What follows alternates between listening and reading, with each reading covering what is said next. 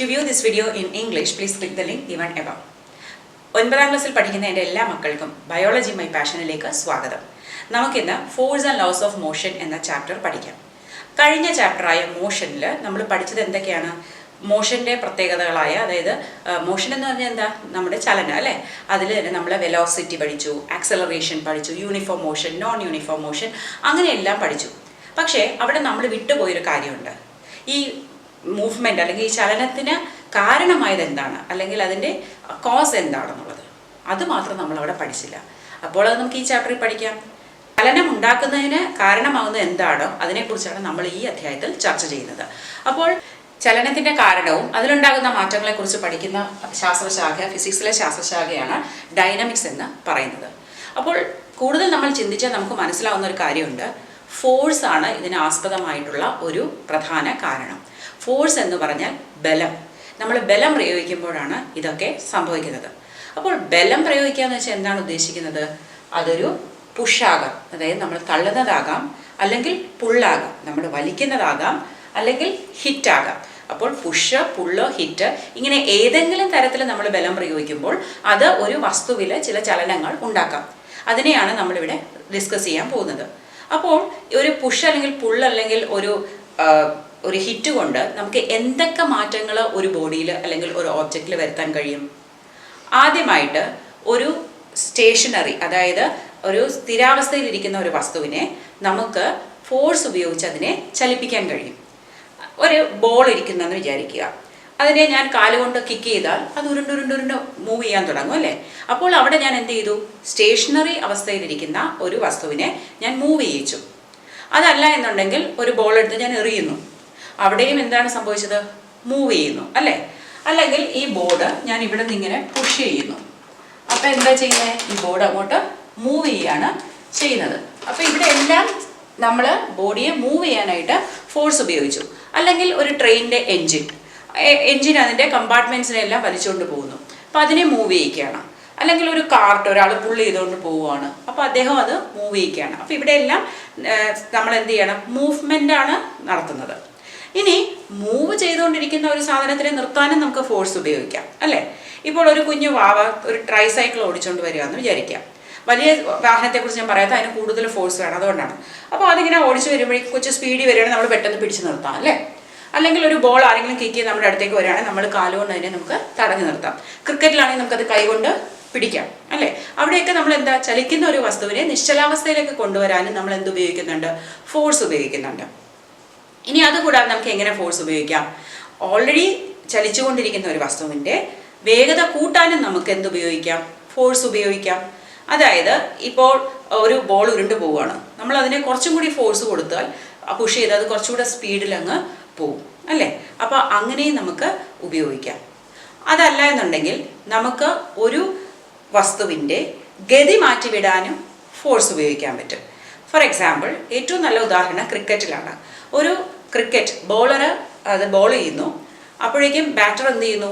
ആ ബോളിനെ ഹിറ്റ് ചെയ്യുന്നു ബാറ്റ് വെച്ചിട്ട്. അവിടെ എന്താ സംഭവിക്കുന്നത്? അദ്ദേഹം ആ വരുന്ന ബോളിൻ്റെ ദിശ മാറ്റി കൊടുക്കുകയല്ലേ ചെയ്യുന്നത്. അപ്പോൾ എന്താണ് അവിടെ സംഭവിക്കുന്നത്?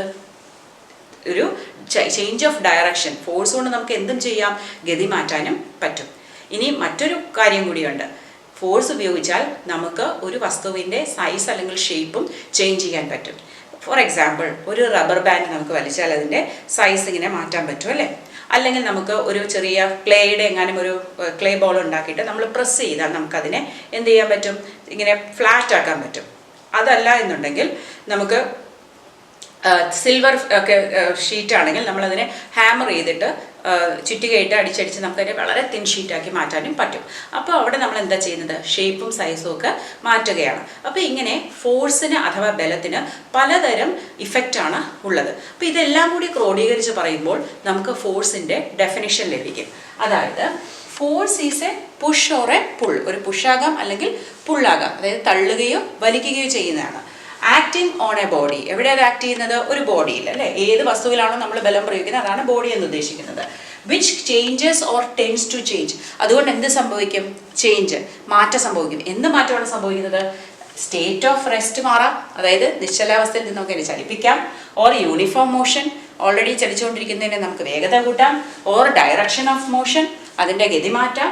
Or shape and size of the body, അതിൻ്റെ ഷേപ്പ് സൈസ് വരെ നമുക്ക് മാറ്റാൻ കഴിയും. അപ്പോൾ ഇതാണ് നമ്മുടെ ഫോഴ്സിൻ്റെ അല്ലെങ്കിൽ ബലത്തിൻ്റെ ഒരു ഡെഫിനേഷൻ എന്ന് ഉദ്ദേശിക്കുന്നത്. ഇനി ഫോഴ്സ് എന്ന് പറയുന്നത് നമുക്കാർക്കും കാണാൻ കഴിഞ്ഞിട്ടില്ല, നമുക്കാർക്കും ടേസ്റ്റ് ചെയ്യാൻ പറ്റിയിട്ടില്ല, ഫീൽ ചെയ്യാനും പറ്റിയിട്ടില്ല. അപ്പോൾ നമ്മൾ പറയൂ ഇല്ലല്ലോ, നമ്മൾ ആരെങ്കിലും പുഷ് ചെയ്താൽ നമുക്ക് മനസ്സിലാവുമല്ലോ. അതെന്താ നമ്മൾ ഫീൽ ചെയ്യുന്നത്? ഫോഴ്സിൻ്റെ ഇഫക്റ്റാണ് ഫീൽ ചെയ്യുന്നത്, ഫോഴ്സിനെ അല്ല നമ്മൾ ഫീൽ ചെയ്യുന്നത്. ഇനി നമുക്ക് ബാലൻസ്ഡും അൺബാലൻസ്ഡ് ഫോഴ്സസ് പഠിക്കാം. അപ്പോൾ ബാലൻസ്ഡ് എന്ന് പറഞ്ഞാൽ സന്തുലിതമായിട്ടുള്ളത് അല്ലേ. അപ്പോൾ ഏതാണ്ട് ഒരു ഈക്വൽ ആയിട്ടുള്ളതിനെയാണ് നമ്മൾ ബാലൻസ്ഡ് എന്ന് പറയുന്നത്. ഇവിടെ ബാലൻസ്ഡ് ഫോഴ്സ് എന്ന് ഉദ്ദേശിക്കുന്നത് ഇപ്പം നമ്മുടെ ഒരു എന്തെങ്കിലും ഒരു ഒബ്ജക്റ്റ് ആയിക്കോട്ടെ, അതിനകത്ത് നമ്മൾ ഇങ്ങോട്ടൊരു ഫോഴ്സ്, ഞാൻ എക്സ് ഒരു ഫോഴ്സ് പുള്ളി ചെയ്യുകയാണ്, വലിക്കുകയാണ്. അതേ അപ്പോൾ ഈ സാധനം എങ്ങോട്ട് വരും? എൻ്റെ അടുത്തേക്ക് വരും. ഇനി ഞാൻ ഈ സൈഡിൽ നിന്ന് വലിച്ചാലോ, ഇത് അങ്ങോട്ട് പോകും. ഫോർ എക്സാമ്പിൾ ഞാൻ ഇവിടെ നിന്ന് ഈ ബോർഡിനെ ഇങ്ങോട്ട് വലിച്ചപ്പോൾ ഇത് ഇങ്ങോട്ട് വന്നു. ഇനി ഇവിടെ നിന്ന് ഞാൻ ഇവിടെ നിന്ന് തിരിച്ച് വലിക്കുമ്പോൾ ബോർഡ് തിരിച്ച് ഇങ്ങോട്ട് വരുന്നു. സോ രണ്ട് സൈഡിലേക്കും ഞാൻ വലിക്കുന്നതുകൊണ്ടാണ് അത് അങ്ങനെ സംഭവിക്കുന്നത്. പക്ഷേ ഞാൻ ഇവിടെ നിന്ന് വലിക്കുന്ന ഫോഴ്സും ഇവിടെ നിന്ന് വലിക്കുന്ന ഫോഴ്സും സെയിം ആയാലും എങ്ങനെ ഇരിക്കും? ഇത് മൂവ് ചെയ്യില്ല. ഒരു എക്സാമ്പിളായിട്ട് ഇപ്പോൾ ഇത് ഈ ഫോൺ, എൻ്റെ ഫോൺ എടുത്തിട്ട് ഞാനിത് കൂടുതൽ ഇങ്ങോട്ട് വലിച്ചാൽ ഈ ഫോൺ ഇങ്ങോട്ട് വരും, ഇങ്ങോട്ടാണ് വലിക്കുന്നതെങ്കിൽ ഇതിലേക്ക് പോകും. പക്ഷേ ഞാൻ ഈക്വലായിട്ട് ഫോഴ്സ് കൊടുത്താൽ ഇത് പോവോ? ഇല്ല. കണ്ടോ, അതിൻ്റെ പൊസിഷൻ മാറുന്നില്ല. ഞാൻ നല്ല ബലം പ്രയോഗിക്കുന്നുണ്ട്, പക്ഷെ അത് മൂവ് ചെയ്യുന്നില്ല. കാരണം എന്താ? ഈ രണ്ട് ഫോഴ്സും ഞാൻ ഉപയോഗിക്കുന്ന ഫോഴ്സ് ഒരേ സമയം ഒരേ ബോഡിയിലാണ് ഉപയോഗിക്കുന്നത്. ഇത് രണ്ടിൻ്റെയും മാഗ്നിറ്റ്യൂഡ് സെയിം ആണ്, പക്ഷേ അതിൻ്റെ ഡയറക്ഷൻ ഡിഫറെൻ്റ് ആണ്. അപ്പോൾ ഇവിടെ എന്താ സംഭവിക്കുന്നത്?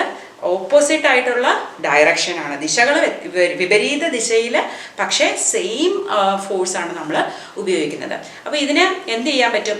ഒരു റെസ്റ്റിലിരിക്കുന്ന ഒബ്ജക്റ്റിൻ്റെ മൂവ്മെൻറ്റ് മാറ്റാൻ കഴിയുമോ? ഇല്ല, അത് റെസ്റ്റിൽ തന്നെ ഇരിക്കും, മാറ്റാൻ പറ്റുന്നില്ല. ഇനി അതേപോലെ ഒരു ടോയ് കാർ ഇപ്പോൾ ഒരു പെർട്ടിക്കുലർ യൂണിഫോം വെലോസിറ്റിയിൽ ഒരു സ്ട്രെയിറ്റ് ലൈനിൽ പോയിക്കൊണ്ടിരിക്കുകയെന്ന് വിചാരിക്കുക. അതിൽ നമ്മൾ ബാലൻസ്ഡ് ഫോഴ്സാണ് ഇതുപോലെ ഉപയോഗിക്കുന്നതെങ്കിൽ അത് അങ്ങനെ തന്നെ പോയിക്കൊണ്ടിരിക്കും. നമുക്കതിനെ ചേഞ്ച് ചെയ്യാൻ, വെലോസിറ്റി ചേഞ്ച് ചെയ്യാൻ പറ്റില്ല. വെലോസിറ്റി ചേഞ്ച് ചെയ്യാന്ന് വെച്ചാൽ എന്താ അതിനർത്ഥം? ആക്സിലറേഷൻ അല്ലേ, ത്വരണം, ആക്സിലറേഷൻ എന്ന് പറയും. അപ്പോൾ ആക്സിലറേഷൻ ഇല്ല.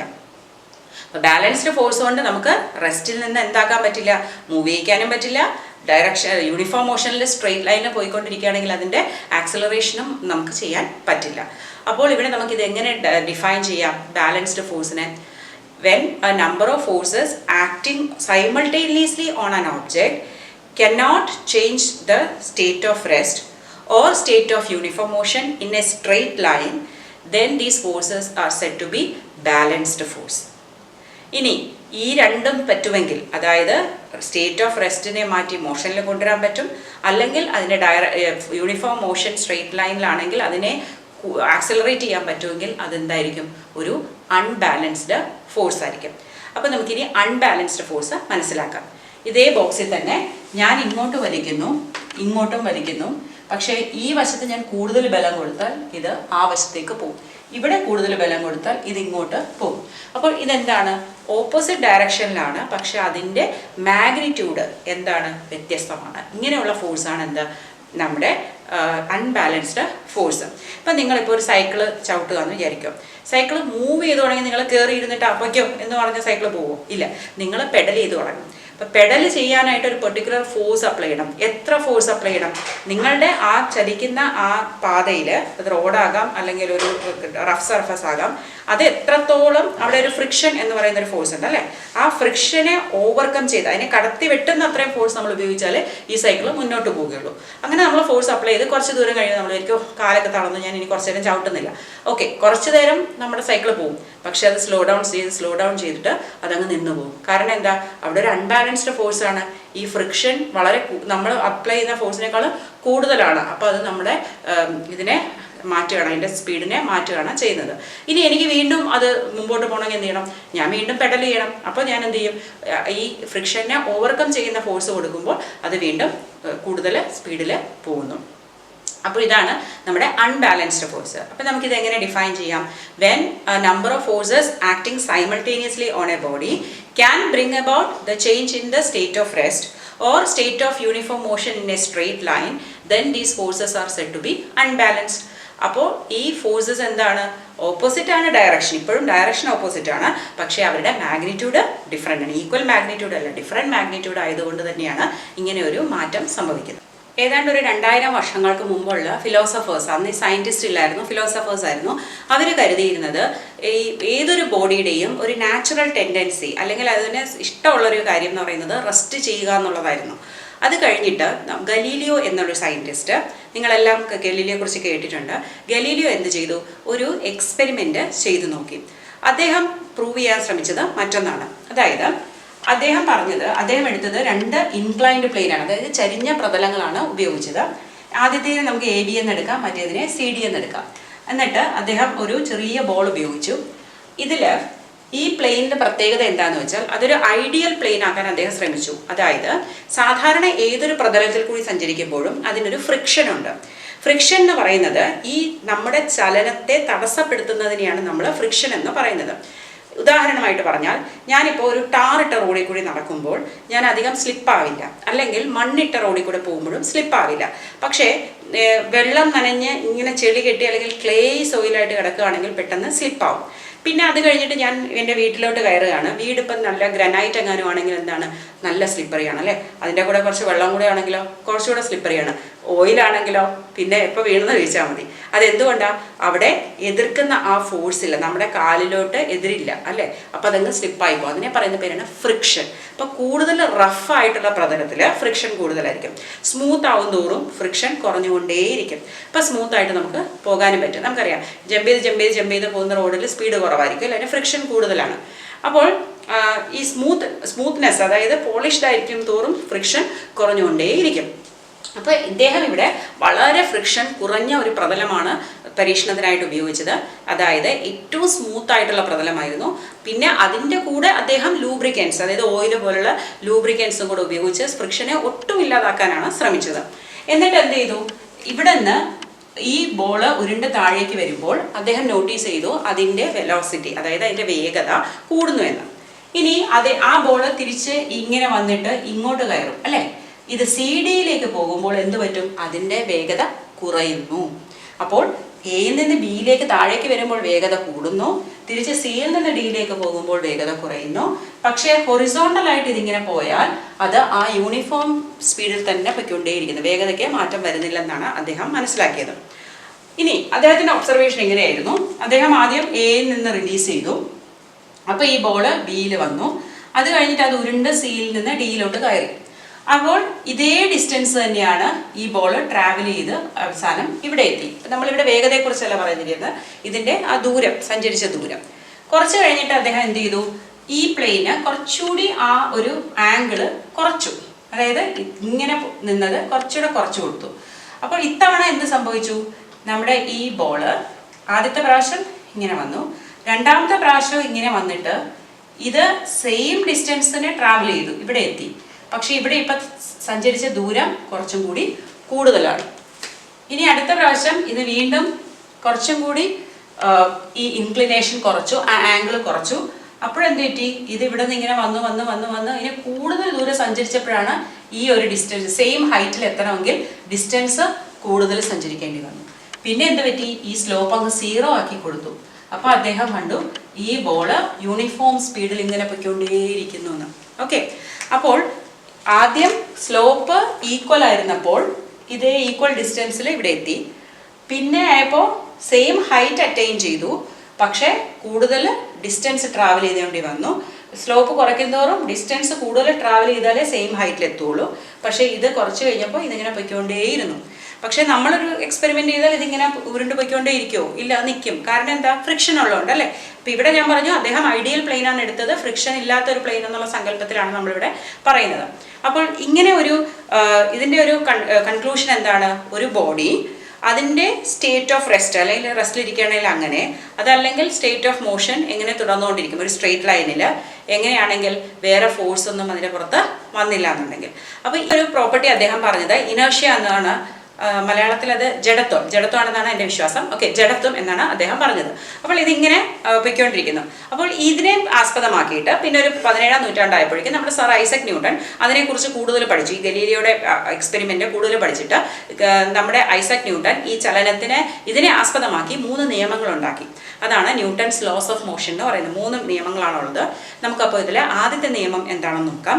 അതായത് body continues to be in it state of rest or state of uniform motion in a straight line until acted upon by an external force. എന്താണ്? പുറമേ നിന്ന് ഒരു ഫോഴ്സ് അപ്ലൈ ചെയ്തില്ലെങ്കിൽ ഒരു ബോഡി അതിൻ്റെ റെസ്റ്റിലോ അല്ലെങ്കിൽ യൂണിഫോം മോഷൻ സ്ട്രെയിറ്റ് ലൈനിൽ തന്നെ തുടരും എന്നതാണ് അദ്ദേഹത്തിൻ്റെ ലോ. അതിനൊരു എക്സാമ്പിളായിട്ട് പറഞ്ഞാൽ, ഞാനിപ്പോൾ ഒരു ബുക്ക് എടുത്ത് മേശപ്പുറത്ത് വെച്ചു. ഓക്കെ, 5 മിനിറ്റ് കഴിഞ്ഞ് ഞാൻ വന്ന് നോക്കുകയാണ്, ബുക്ക് അവിടെ തന്നെയുണ്ട്. ഇപ്പം നിങ്ങളുടെ വീട്ടിൽ വേറെ ആരും ആ ഏരിയയിൽ വരുന്നില്ല, ഡിസ്റ്റർബ് ചെയ്യുന്നില്ല എന്നൊരു സാഹചര്യം മനസ്സിൽ വയ്ക്കുക. 5 മണിക്കൂർ കഴിഞ്ഞ് വന്ന് നോക്കി, ബുക്ക് അവിടെ തന്നെയുണ്ട്. 5 ദിവസം കഴിഞ്ഞ് വന്ന് നോക്കിയാലും ബുക്ക് അവിടെ തന്നെയുണ്ട്. 5 മാസം കഴിഞ്ഞ് വന്നാലും ബുക്ക് അവിടെയുണ്ട്. 5 വർഷം കഴിഞ്ഞാലും ബുക്ക് അവിടെയുണ്ട്, ആരും എടുത്തില്ലെങ്കിൽ അല്ലേ. അപ്പോൾ എന്താണ്? ആ റെസ്റ്റിൽ തന്നെ അതിന് തുടരാനുള്ള ഒരു ടെൻഡൻസി ഉണ്ട്, ഇനർഷ്യയാണ്. കാരണം എന്താ? നമ്മൾ ആരും അതിനെ പോയി ഒരു ഫോഴ്സ് കൊടുത്തില്ല. ഒരു ഫോഴ്സ് ഉപയോഗിച്ചിരുന്നെങ്കിൽ അത് അവിടെ നിന്ന് മാറിയേനെ അല്ലേ. അപ്പോൾ ഒരു എക്സ്റ്റേണൽ ഫോഴ്സ് ഇല്ലാത്തതുകൊണ്ട് ഒരു ബോഡി റെസ്റ്റിൽ തന്നെ തുടർന്നു. അല്ലെങ്കിൽ ഒരു യൂണിഫോം മോഷൻ പോയിക്കൊണ്ടിരിക്കുന്ന ഒരു ബോഡി, അതിലും നമ്മൾ ഒരു ഫോഴ്സൊന്നും അപ്ലൈ ചെയ്തില്ലെങ്കിൽ അത് അങ്ങനെ തന്നെ പൊയ്ക്കൊണ്ടിരിക്കും. പക്ഷേ റിയൽ ലൈഫിൽ അത് പോകില്ല, കാരണം അവിടെ ഒരു ഫോഴ്സ് ആക്ട് ചെയ്യുന്നുണ്ട്. ആരാ? ഫ്രിക്ഷൻ അല്ലേ. അതില്ലാന്നുണ്ടെങ്കിൽ അത് അങ്ങനെ തന്നെ പൊയ്ക്കൊണ്ടിരിക്കും. പിന്നെ അതെങ്ങനെയാണ് പോകുന്നത്? സ്ട്രെയിറ്റ് ലൈനിലാണ്. നമ്മളൊരു ഫോഴ്സ് അപ്ലൈ ചെയ്തില്ലെങ്കിൽ ആ സ്ട്രെയിറ്റ് ലൈനിൽ അത് ചെരിഞ്ഞാകുമ്പോഴേക്കോ കുറേ നേരെ പോകണം, ഞാൻ ഇനി വലത്തേക്ക് പോവോ? ഇല്ല, അത് അങ്ങനെ തന്നെ പൊയ്ക്കൊണ്ടിരിക്കും. അപ്പോൾ ഇതാണ് എന്താ? First law of motion. അപ്പോൾ അവിടെ എന്തുണ്ട്?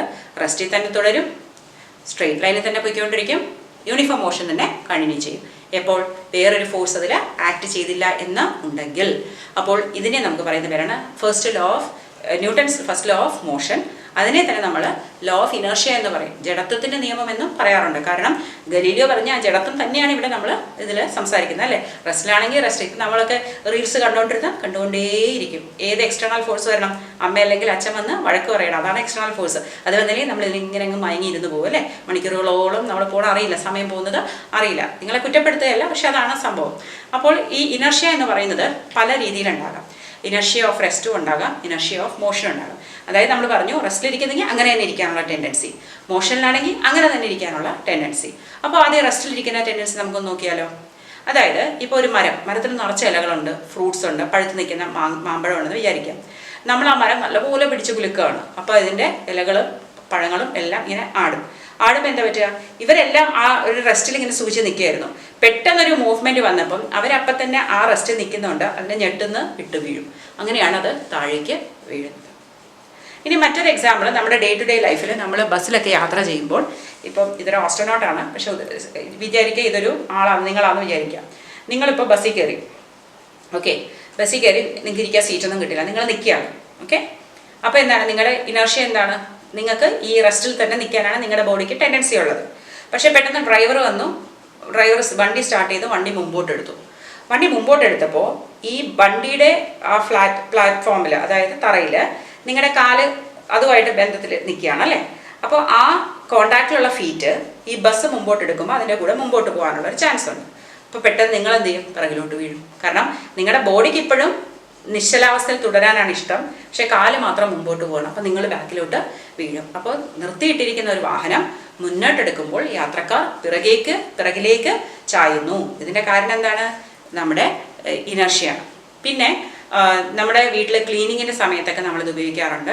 നമ്മൾ ബെഡ്ഷീറ്റോ പില്ലോയും ഒക്കെ വിരിക്കുന്ന സമയത്ത് എടുത്ത് ഇങ്ങനെ തട്ടും അല്ലേ.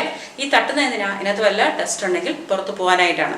ഫോർ എക്സാമ്പിൾ, നമ്മളിപ്പോൾ തൂത്തൊക്കെ വരുമ്പോഴേക്കും ഒരു ഡോർമാറ്റൊക്കെ ഉണ്ടെങ്കിൽ ആ ഡോർമാറ്റ് എടുത്തിട്ട് ഒന്നെങ്കിൽ ഇങ്ങനെ ഭിത്തിയിൽ ഇങ്ങനെ കൊട്ടും, അല്ലെങ്കിൽ നമ്മൾ ചൂല എന്തെങ്കിലും വെച്ചിട്ട് അടിയടിക്കും. അപ്പോൾ അതിനകത്ത് ഡസ്റ്റൊക്കെ പറയി വീഴും. അതെന്തുകൊണ്ടാണ് അങ്ങനെ സംഭവിക്കുന്നത്? നമ്മൾ ഈ ഡോർമാറ്റിലിട്ട് 2 തട്ട് തട്ടുമ്പോൾ ഡോർമാറ്റ് പെട്ടെന്ന് മൂവ് ചെയ്യാൻ തുടങ്ങും.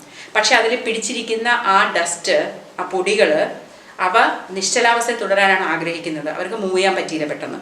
അപ്പോൾ ഇതും അങ്ങ് മൂവ് ചെയ്തു, പക്ഷെ അവർ അവിടെ തന്നെ ഇരുന്നു. അപ്പോൾ തറ വീഴും. ഇതാണ് ഇനർഷ്യ ഓഫ് റെസ്റ്റ് എന്ന് പറയുന്നത്. മറ്റൊരു എക്സാമ്പിൾ നിങ്ങളുടെ ടെക്സ്റ്റ് ബുക്കിൽ തന്നിട്ടുണ്ട്. ഒരു ഗ്ലാസിൻ്റെ പുറത്ത് നമ്മളൊരു കാർഡ്ബോർഡ് വെച്ചു, എന്നിട്ട് അതിൻ്റെ പുറത്തൊരു കോയിൻ വെക്കുകയാണ്.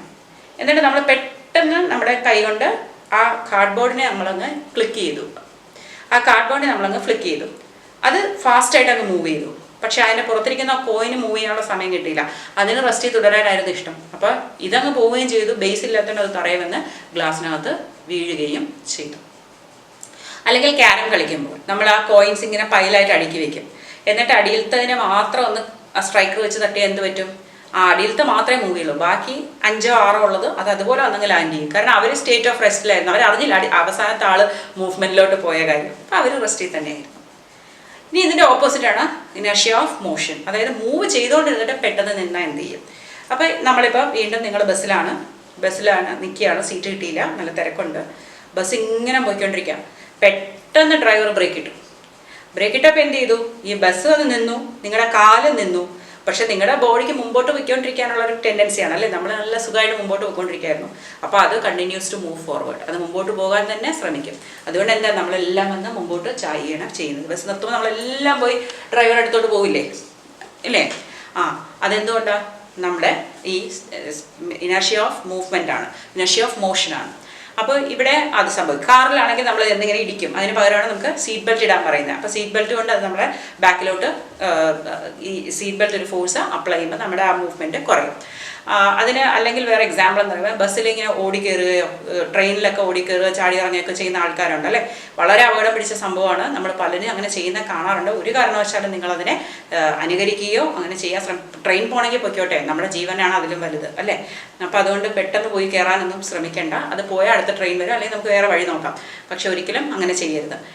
അപ്പോൾ ഞാനൊരു എക്സാമ്പിളിന് വേണ്ടി പറയുന്നതേ ഉള്ളൂ. പ്രത്യേകിച്ച് ഈ വിൽപ്പനക്കാരൊക്കെ, അതായത് അവരൊക്കെ ട്രെയിൻ വിട്ട് കഴിഞ്ഞ് അല്ലെങ്കിൽ ഓടിക്കൊണ്ടിരിക്കുന്ന ട്രെയിനിൽ നിന്നൊക്കെ ആയിരിക്കും ചിലപ്പം ഇറങ്ങുന്നത്. പക്ഷെ അവർ ഇറങ്ങുമ്പോൾ ശ്രദ്ധിച്ചിട്ടുണ്ടോ? അവർ ഓപ്പോസിറ്റ് ഡയറക്ഷനോട്ട് ഇറങ്ങില്ല.